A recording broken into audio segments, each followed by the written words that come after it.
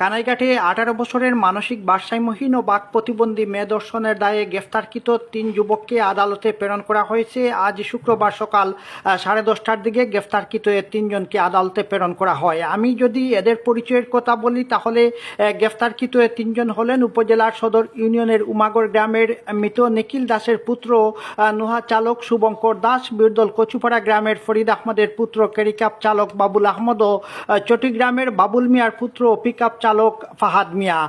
এ ঘটনায় ধর্ষণের শিকার মেয়েটির মা বাদী হয়ে 3 জনকে আসামি করে কানাইঘাট থানায় নারী ও শিশু নির্যাতন দমন আইনে মামলা দায়ের করেছেন, থানার মামলা নং 1। এদিকে আমি যদি একটু পূর্বের কথা বলে রাখি তাহলে গত মঙ্গলবার রাতের কোনো এক সময় পরিবারের সকলের অজান্তে মেয়েটি ঘর থেকে বের হয়ে পার্শ্ববর্তী খালমুড়া বাজার নামক স্থানে চলে যায়। সেখানে একই গ্রামের মৃত ফরিদ আহমেদের পুত্র ক্যারিক্যাব চালক বাবুল আহমদ তাকে দেখতে পায়। পরে বাবুল আহমদ তার সহযোগী পার্শ্ববর্তী উমাগড় গ্রামের নিখিল দাসের পুত্র নুহা গাড়ি চালক শুভঙ্কর দাসকে খবর দেয়। এতে শুভঙ্কর তার এক্স নুহা গাড়িটি নিয়ে আসে এবং তারা কৌশলে মেয়েটিকে গাড়িতে তুলে নেয়। এ সময় তাদের গাড়িতে পিকআপ চালক চট্টগ্রামের বাবুল মিয়ার পুত্র ফাহাদ মিয়াও ছিল বলে আমি জানতে পেরেছি। পরে তারা মেয়েটিকে অজ্ঞাত স্থানে নিয়ে দর্শন করে, এমনটাই মূলত পরিবারের লোকজন আমাকে জানিয়েছেন। পরদিন বুধবার মেয়েটির পরিবার পার্শ্ববর্তী দক্ষিণ বাণীগ্রাম ইউনিয়নের কাস্তগ্রাম এলাকার নদীর ধার থেকে মানসিক প্রতিবন্ধী মেয়েটিকে উদ্ধার করে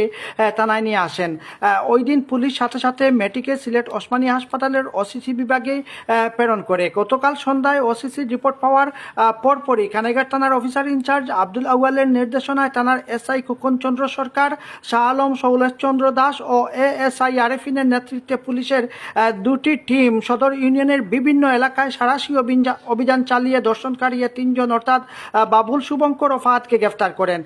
এদিকে মামলার তদন্তকারী কর্মকর্তা থানার ওসি আব্দুল আউয়াল সাহেবের সাথে আমি কথা বলেছি। তিনি আমাকে জানিয়েছেন যে এ ঘটনার সাথে 3 জনই জড়িত ছিলেন। তাদেরকে পুলিশ সাথে সাথে গ্রেফতার করেছে এবং গ্রেফতারকৃতদের আজ আদালতে প্রেরণ করা হয়েছে। আমিনুল ইসলাম, কানাইঘাট, সিলেট থেকে।